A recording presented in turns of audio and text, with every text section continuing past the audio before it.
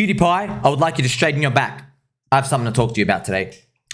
People and risk. Friends, have a read of this. People measure risk differently. Know the difference.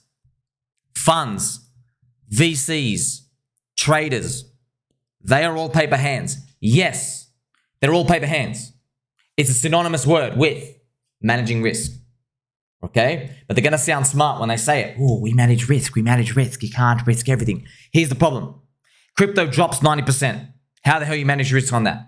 You can wake up tomorrow, crypto's down 70%. How do you manage risk on that? The liquidity is so thin. It's literally, physically, financially, mathematically impossible to manage risk.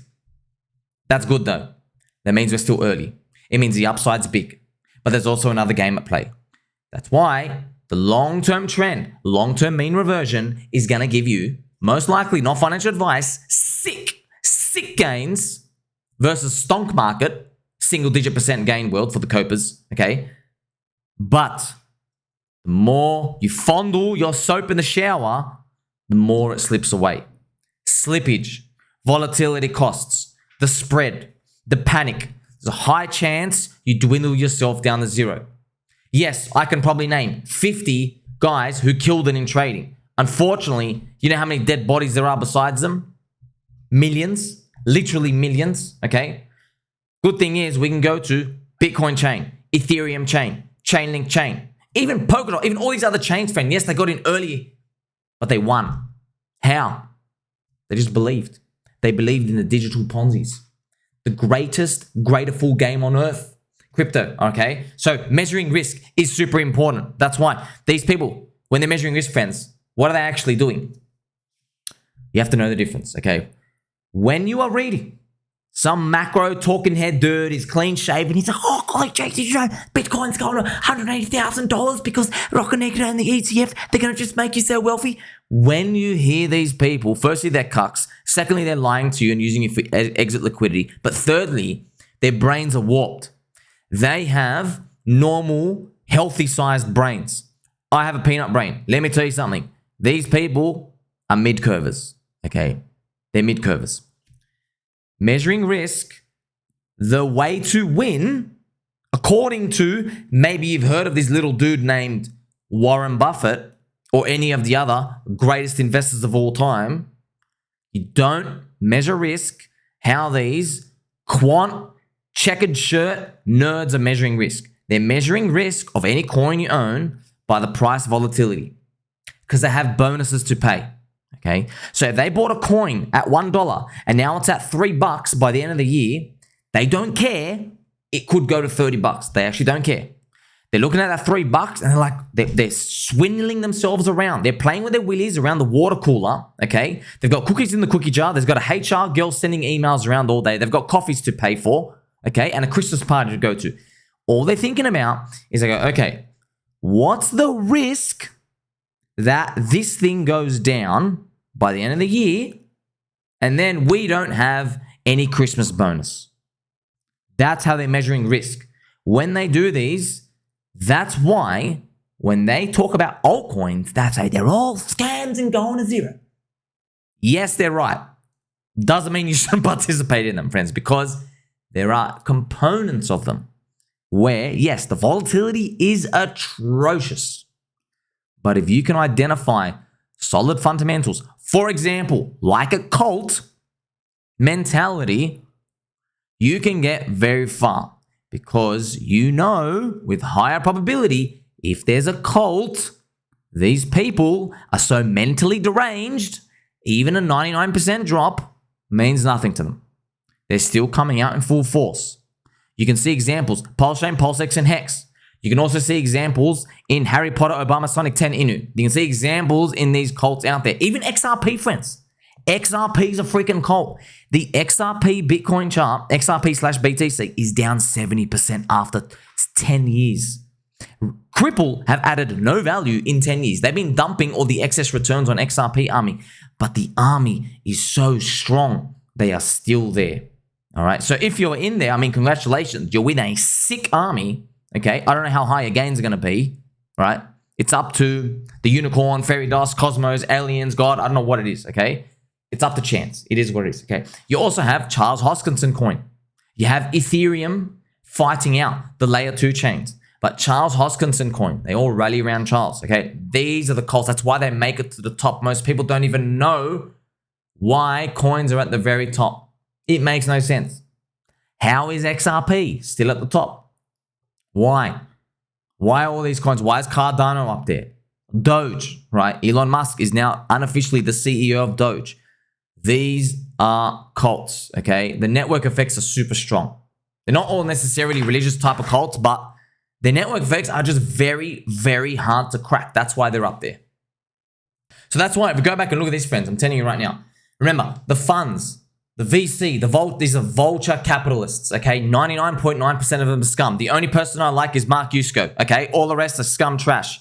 And traders, okay? They're all paper hands. When I'm trading, when anybody's trading and you get in at a level and like you're up 2 units of risk, well, they're like, oh, I've got to get out because what are the chances it comes back? Because most likely it is going to come back because most of the times everything just pings back and forth. There's no fundamental players coming in all the time. That's why, friends, remember, over time, how does something go up over time? Okay, it's someone comes in with a long-term mindset, buys the supply, stores it in a wallet, and leaves it. Okay. Now you don't know when they're all coming. They all chip it away like little bits of their wages and DCA or funds come in. They don't tell you ahead of time. And even if they did, there's still people who want to exit. Okay. But over time, that's what you're betting on. You're betting on over time that long-term buyers chew away at this supply slowly. And if you wait long enough, it gets taken off the market, okay? But remember, it all comes down to what these people consider risky. They measure it by price volatility. Now, here's the most important point of all. We don't look at it like that, okay? My risk is not, okay, the coin I'm in drops 90%. I don't think about that. That's my risk, okay? I learned this off Warren Buffett, greatest investor ever, okay? Even him and Charlie Munger, rest in peace, okay? Charlie Munger was also saying these nerds who talk about risk as his price volatility, he says when they teach kids in school and these nerds, they don't know how to invest. He basically, he's in a nice diplomatic way, he's saying they have no balls, okay? They have no balls, they don't know what they're doing, so they have to do something. So what they do is they go, okay, let's look at the prices going up and down and say that's our chances of risk, okay? And what's happening? What does Charlie Munger and Warren Buffett do, okay? When they look at a company, right? And this is for us, friends, I'm translating it to crypto. When we look at a crypto, okay, we're not looking at the price part. We're looking at, okay, what are the chances that this thing I'm in lasts another cycle?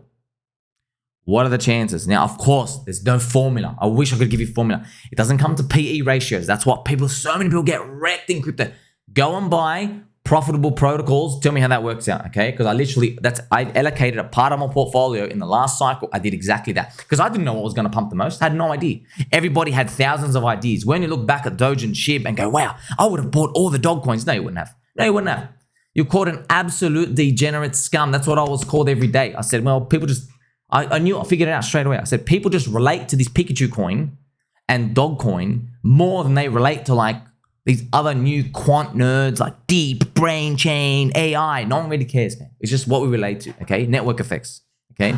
So when you're looking at this risk part, remember, friends, we're looking at your long-term survivability because at the end of the day, you just got to get a few things right.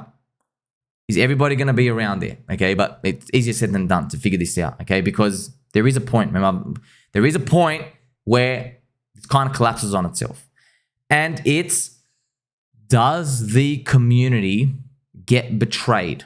Okay, if an overwhelming large amount of community feels betrayed, doesn't matter what you do, they just want a new ticker, new logo, new product market fit, whatever it is, okay? There's too many bad memories here, okay? So it could be same equivalent. It could be like a war-torn country. A war-torn country, dictator comes, slaughters everybody, and sends everybody to like below third world country status.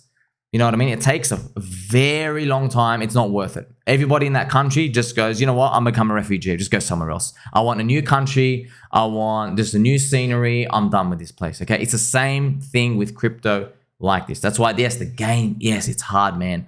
It's hard. I know you like it hard. It's a very family-friendly show, but I'm telling you right now, if you can get this right, you will freaking bink it. Like I've told you, friends, if you can find a 100x and you've got 3 months invested in it, I mean, you've made 300 months of income.